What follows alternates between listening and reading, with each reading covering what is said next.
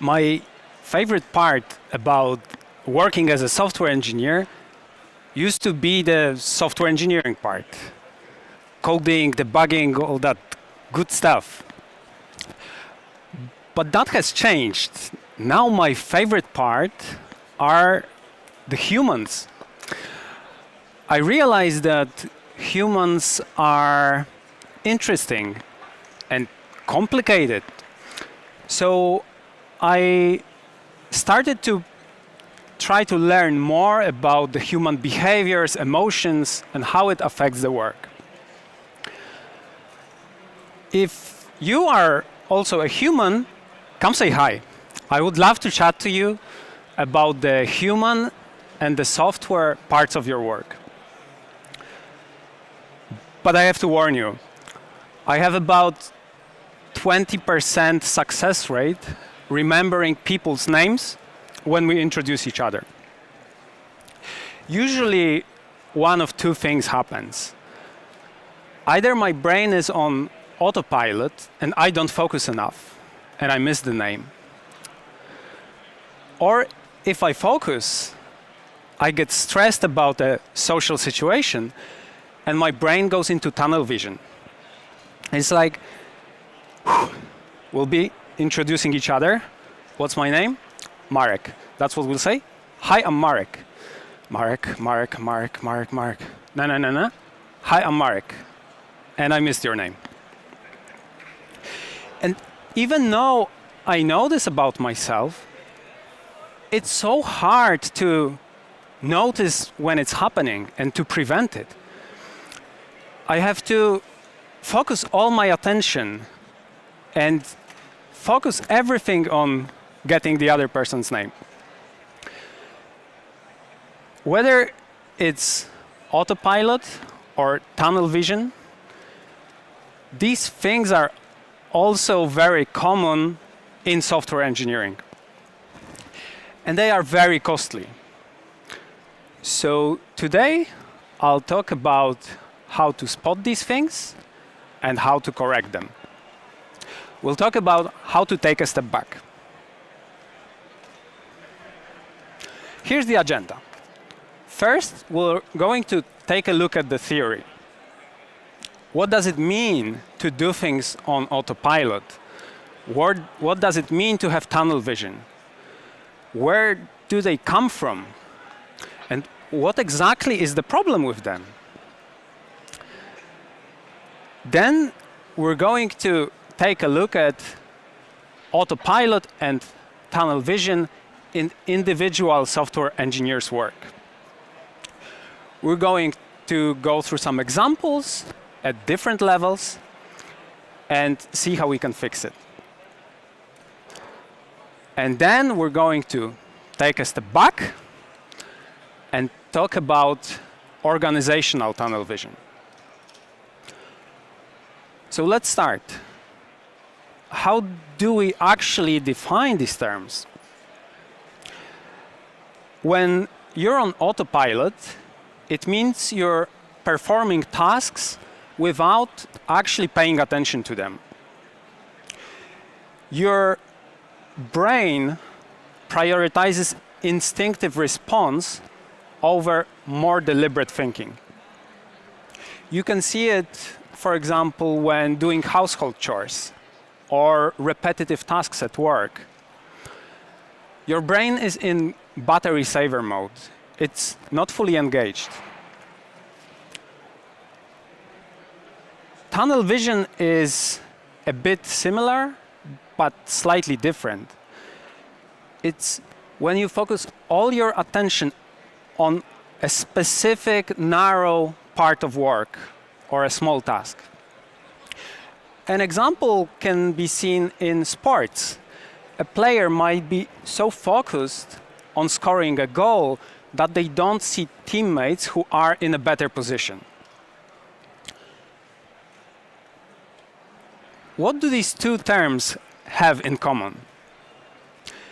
In both cases, we're doing something, but without awareness, without seeing the big picture, without critical thinking. And What's the problem, you may ask, with being on autopilot or having tunnel vision? There are three possible problems. Mistakes, oversights. When you turn off your critical thinking, you're not so focused on getting the task done right. You're just focused on getting the task done. And as bad as it may look, this is not the main worry. There are much bigger possible problems, like complexity. Over-engineering is so widespread in software engineering, and on different levels as well. Complex functions, complex components, complex applications. Simple is always better. But when you're focused on the next 10 steps on the path that you're already taking, you will overcomplicate things. And as bad as complexity is, things might get even worse. You might be doing something that doesn't even make sense. You might be solving the wrong problem altogether. Here's a small example to help illustrate this.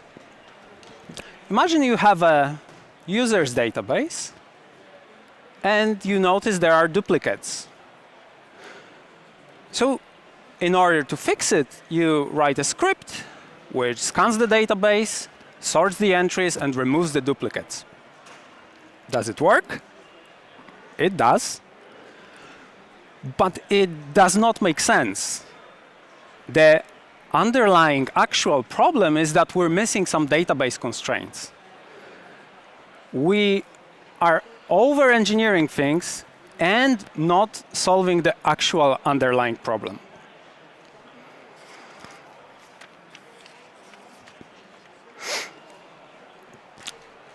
Now that we know the possible symptoms of autopilot or tunnel vision, let's talk about the causes. What can cause us to bypass the critical thinking part of our brain? There are 4 main causes which are very common in software engineers' work. Fatigue, stress, time pressure, and task complexity, or when you're focused on something complicated for a long time. These are pretty common things in the work of software engineers. To recap this part, that's it for the theory. As we've seen, the work of software engineers contains a few factors which are known to make us bypass the critical thinking and trigger autopilot or tunnel vision. And when these things happen, we can make mistakes, we can overcomplicate things, or we can do things that don't even make sense. Now, let's go back to the world of software engineering. It's example time. I will act out for you a few cases from the recent months where I was running on autopilot or having tunnel vision. Okay, clearly the error must be coming from this function. Actually, Bob said I should use this framework. I want to do X, and I'm sure that the only way to do X is to do Y and Z.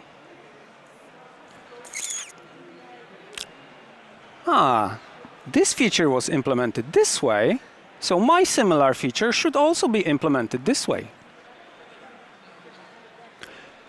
yes, I'm sure all my assumptions are correct. You know what I mean?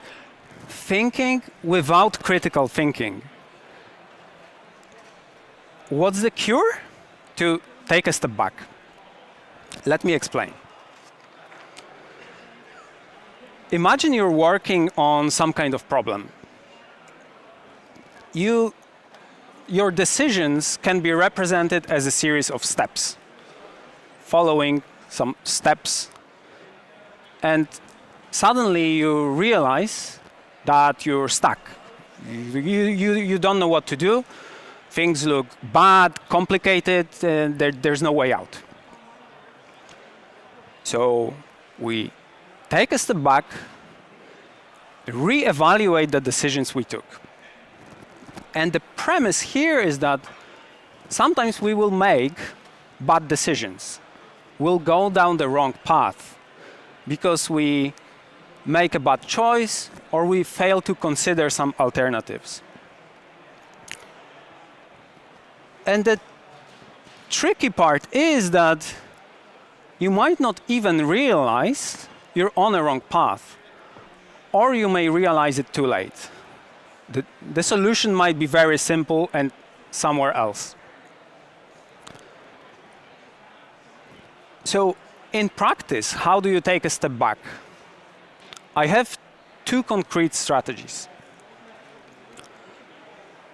The first one is to check yourself. Let's say you're implementing a feature, making a change, this kind of stuff.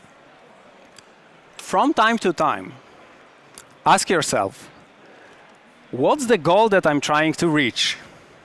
What am I even doing? And the current thing that I'm doing, is it going to take me there? Is there another better way?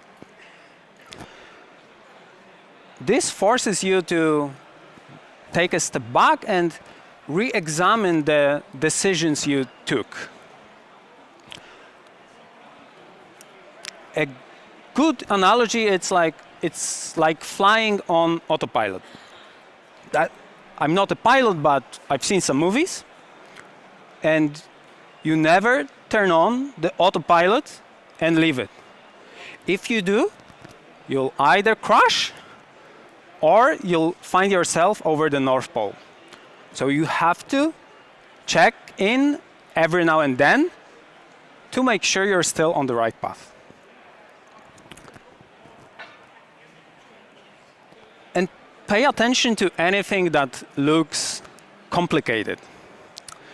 If you're thinking to yourself, I really wish I didn't have to allocate memory manually, there's probably a way.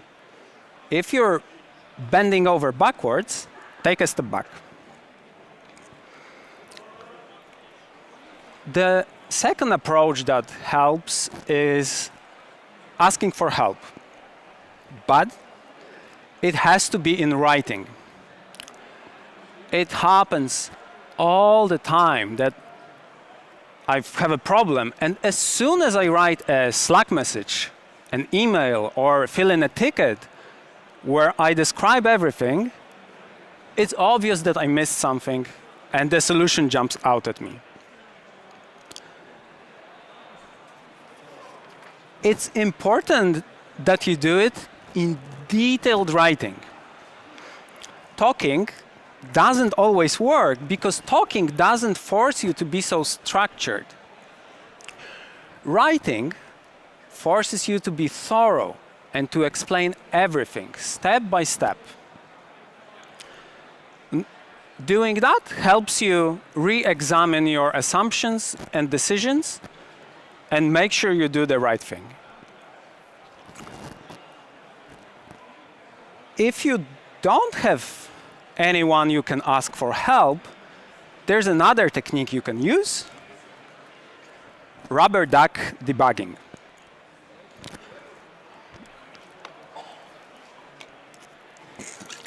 The idea behind rubber duck debugging is that you explain your thought process to a rubber duck. And the rubber duck doesn't know software engineering, So you have to explain everything step by step. And just like structured writing, it forces you to be thorough and to re-examine all your assumptions. Now, if you don't have a rubber duck, there's another way. You can go outside and talk to an actual duck. And when you do that, you may notice that people come over and ask, hey, do you need help? So, help. To recap this part, we talked about tunnel vision and autopilot in software engineers' work. We talked about two strategies that can help: structured writing and checking yourself. Both of these require you to be thorough and to engage your critical thinking parts of the brain. But as bad as it might be, if you're personally afflicted with tunnel vision or running on autopilot, things might get even worse. We can have tunnel vision and autopilot at the project level or at the organizational level. Here's an example. A few years ago, my team was working on a framework for our core application. The framework was better than the old one, but only a bit better. And it would cost a lot to adopt because we would have to rewrite most of our application in the new framework.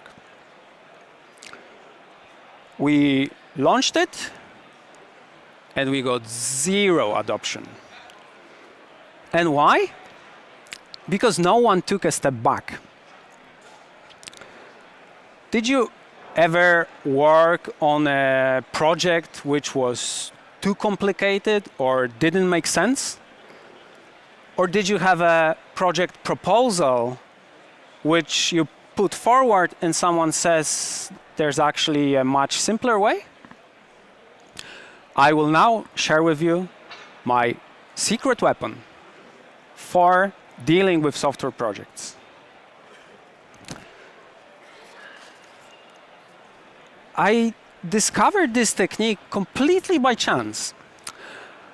It was my first job as a software engineer in a small company called Netezza. And they had this slogan, question everything. And I wasn't sure what it meant to them, but I took my job seriously. So I adopted the slogan. And to me, to question everything as you're working on a project or thinking about the project, it means asking yourself a few questions. What's the problem we're solving? What are we optimizing for?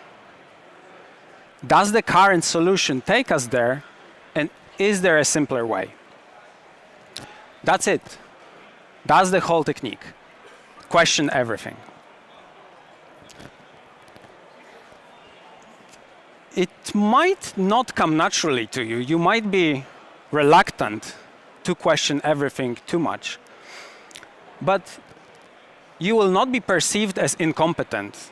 You will not be perceived as arrogant as long as you're respectful. Good people actually appreciate their proposals being questioned. It's a good idea to make sure that the foundation is correct before you start building. I get this feedback from my coworkers very often that they appreciate the tough questions I bring them. So try it out and see if it works.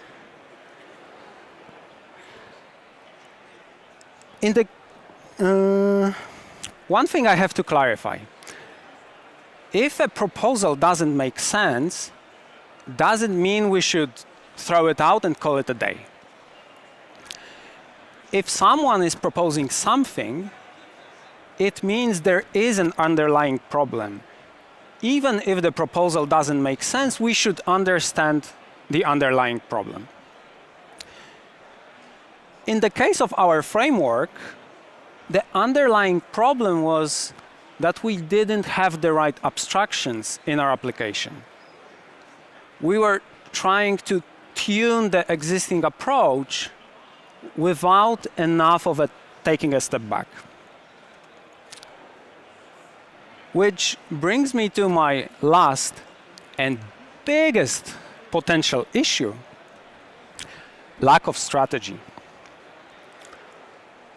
I'll tell you a shocking story. Some time ago, a very strong engineer joined our team. And it was the first time in more than 4 years that anyone asked or talked about strategy. We were focused on incremental improvements, tactical projects. And there's this person saying that we should think about strategy. And we're like, no, we're busy fixing the small things. And he's like, I think we should look at the big picture. I'm like, nah. And he's like, what's the strategy? It's so obvious now how much we overlooked strategy.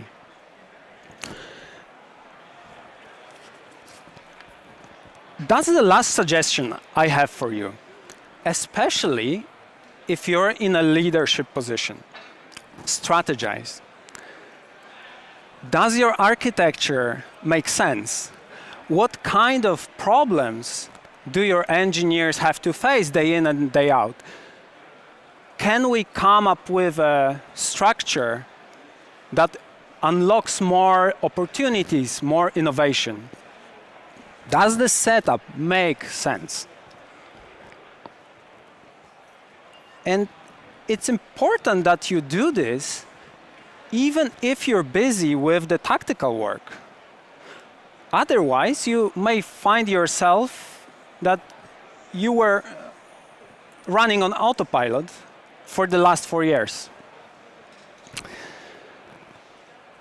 I'll give a concrete example of a project that makes sense from a tactical perspective, but not when you think about strategy. Some time ago, we noticed that our end-to-end tests were taking a long time to execute.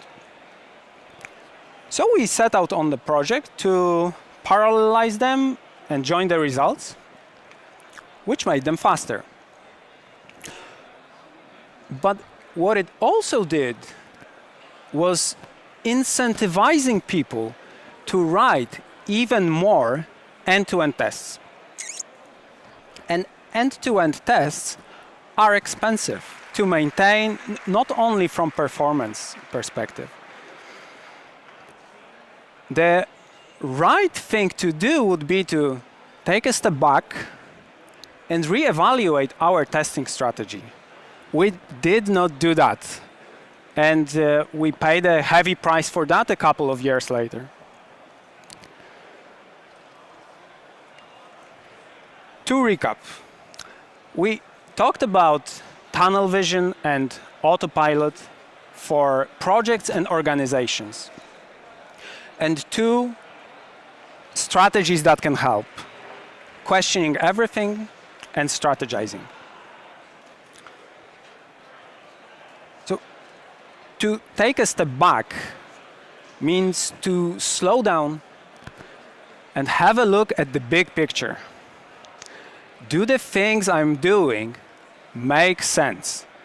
Did I overlook something? Is there anything else I should be thinking about? You should do it at different levels And not only if you run into problems, you should do it from time to time, even if things look good. There's only one psychological reason why you wouldn't take a step back. It can be uncomfortable. You might realize that you've been working on a project that doesn't make sense for a long time. But it's the right thing to do. And besides, going out of your comfort zone is how we grow. So, take a step back, question everything. Thank you.